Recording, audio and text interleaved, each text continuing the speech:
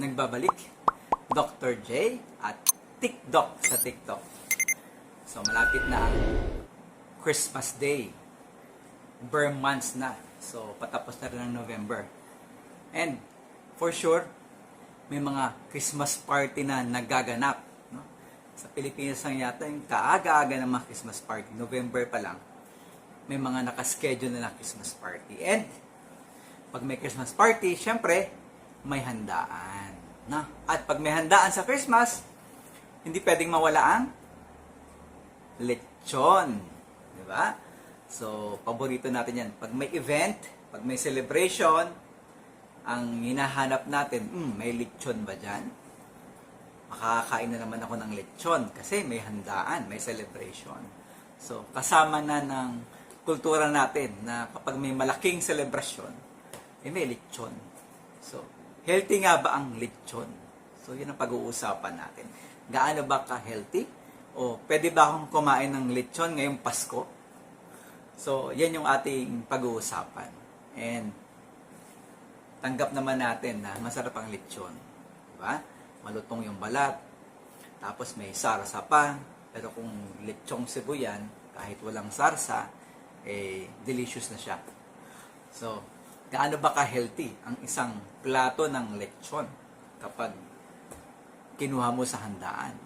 So, usually, ang lechon kapag 100 grams, yung platong maliit, so kasya dyan yung 100 grams. Huwag nyo lang masyadong punuin, di ba? Yung sakto lang na laman ng 100 grams. Ng isang platong maliit is 100 grams ng lechon.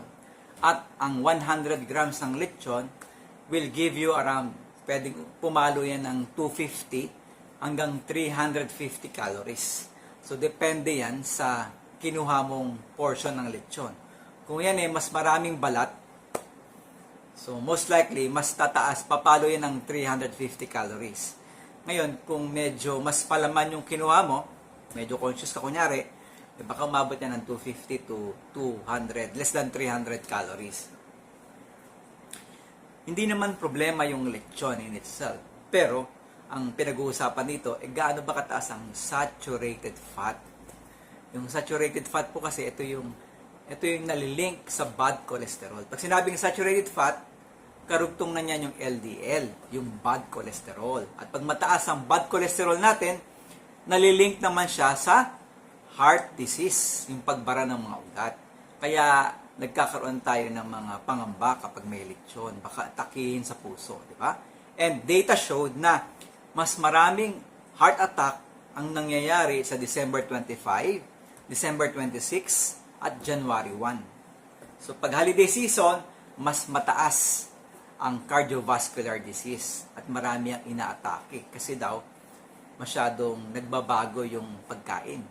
So nakakain yung mas gusto, naiinom yung mas madaming naiinom na alcoholic drinks, hindi nag-exercise, at dahil Pasko, wala mo ng check-up. And yung stress, maraming deadlines po kapag Christmas Day, kasi patapos na rin yung taon. So, lahat yan, sama-sama. Kakain ka pa ng lechon. Okay? So, 250 hanggang 350 calories ang isang 100 grams ng platong lechon. Pag puro balat, yan, baka umabot nga ng 350 yan. Ngayon ang question, syempre may protein na yan, may vitamin C, may vitamin B, may iron. So, kompleto naman yan kasi meat siya eh. Okay? Pero, yung pinag-uusapan natin ito, yung dami ng saturated fat sa isang serving ng lechon. So, ang saturated fat niya ay pwedeng pumalo ng 6 grams. Mataas ba yung 6 grams, Doc? Kung 6 grams sa isang plato ng lechon. According sa American Heart Association, pwede kang kumain ng may saturated fat ng 10% ng buong araw. Ibig sabihin, kung ang calories na kinakain mo ay 1,500 hanggang 2,000 calories, 10% dyan pwede ang saturated fats. Okay? Yung lechon, 6 grams lang. So, hindi siya abot sa 10%. No? So, mababa siya. So, hindi ganun kataas. Diba? Pasok pa siya doon sa 6% sa 10% na sinasabi. Pero, may mga data din na nagsasabi na hindi dapat tataas ng 5 grams ang saturated fat mo sa isang kainan. Eh, ang isang kainan ng 100 grams ay 6 grams ng saturated fat. So, sumobra ka ng 1. So, baka nga hindi lang isang plato ang kainin mo, di ba? May dagdag pa yan. Babalik ka pa uli niyan.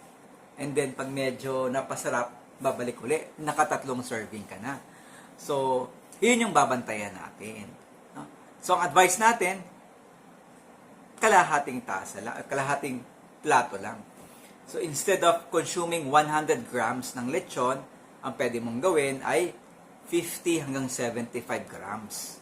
So, hindi masyadong puno yung plato. Diba? Number 2, walang second serving. Number 3, piliin yung part na medyo mas malaman, mas less yung taba, at kung kailangan mo ng balat, eh, hindi masyadong madaming balat. Okay? At yung balat, pag nakuha mo, bawasan mo yung fats niya. Okay? So, hindi naman natin pinagbabawal 100% na kainin yung mga ibang pagkain. It's just a matter na kailangan natin ninyong malaman kung paano mababawasan yung saturated fat ng mga pagkain na gusto ninyo. So, I hope malinaw lahat. Everything is clear. So, kung may tanong medical o may nararamdaman, ang tanong ng bayan, what to do? Dr. J.